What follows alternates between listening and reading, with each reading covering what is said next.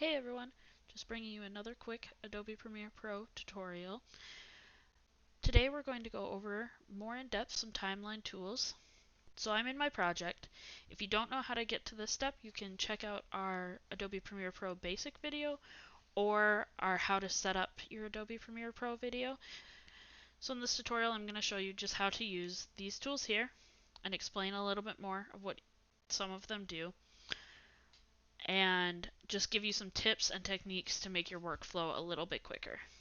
As you can see, you load in with 3 video tracks, video 1, 2, and 3, and 3 audio tracks, audio 1, 2, and 3. Now, depending on your project, you might have a lot of videos that you want to cut in and out, and a lot of times it's easier to have those on different tracks. So, I'm just going to drag a couple more videos on here just to show an example of what I mean. So maybe I have all these videos, but I want this video to be on another track by itself. If you drag it up onto this open space, it'll create another video track. You can do the same with audio. So if I drag this audio down below, it'll create another audio layer. And you can create as many layers as you want. You can also change this in your default settings so that it opens with more audio layers or video layers. I just have it set to the standard 3 because that's usually all I need, and then if you need more, it is pretty easy to add them while you're working. The second thing I want to talk about is what some of these symbols here mean. So this eye toggles whether or not you can see the video. So if I go and I click this eyeball here, it's going to make this video black. So there won't be anything until this next video comes on the frame.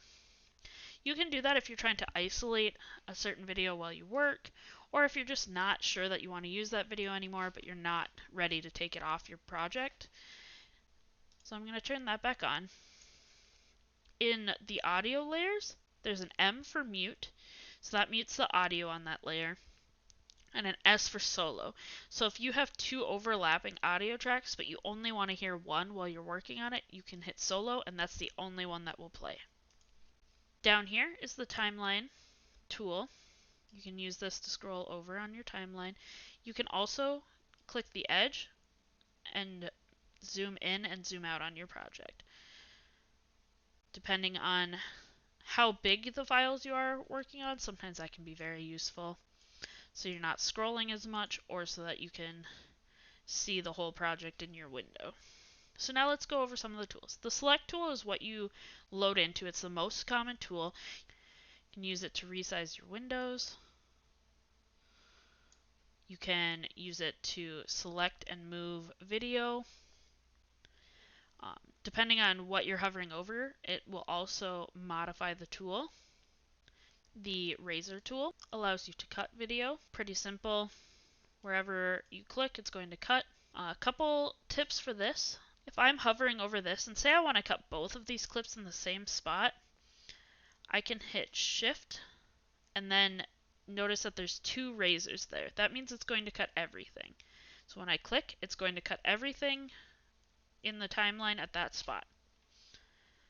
So you're going to want to make sure that the magnet tool is selected most of the time. This tool helps in several ways, such as if it's on, when I go to use the cutting tool, it's going to cut at this timeline marker. If it's not on, I can get close, but it's not going to snap to that marker, and you might not cut exactly where you're wanting to. Also, when you're dragging clips, so let's move this clip up here.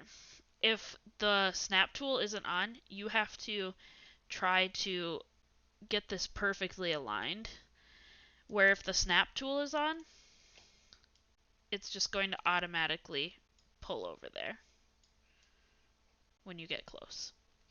So I like to leave that on. You can turn it off if it's not letting you do what you want it to do, if you kind of want more freedom of where you're putting stuff. I'm going to delete some of these videos out of here. We can go over a couple more tools. So that's the razor tool. And then there's the ripple delete tool. Okay, so let's go over ripple delete.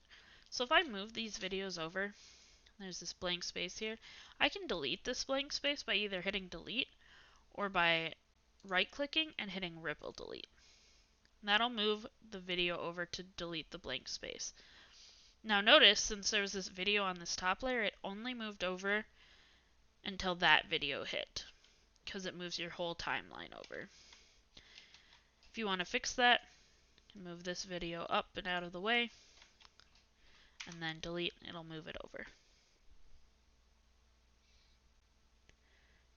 The Ripple Edit tool is also really useful.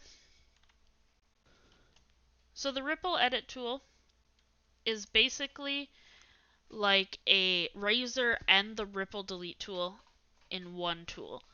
So if you're using the Ripple Edit tool, you can either click the Ripple Edit tool from the toolbar, hit B on your keyboard, or when you have the selection tool, you can hold Control and that will bring up this yellow line, and that's the Ripple Edit tool. So if you're going to use the Ripple Edit tool and you hold down Control to bring up this yellow tool, you pull it over, it's going to shorten the duration to that amount and then pull all the videos behind it over to meet up with the video. Because you could also cut it. So let's say I want it here. I could cut, use the selection tool, select this, and then delete the space. So it just saves you a couple clicks. It can really improve the flow of your work. The last thing that I want to cover is how to separate the audio and the video files. So you'll notice no matter what I do here, if I cut this, it's going to cut the audio and the video. If I move the audio, it's going to move the video. Now there's several different ways that you can move them independently. You can right click it and go to unlink, which is going to make them separate, and you can move them all over wherever you want.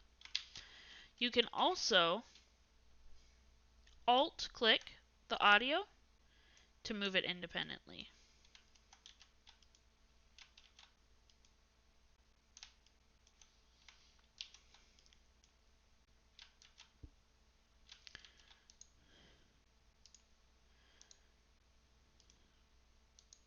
You can also alt click the audio.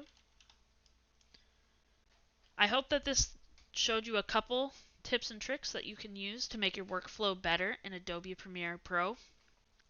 Remember, if you enjoyed this video, hit like, subscribe, and stay tuned for some more tutorials.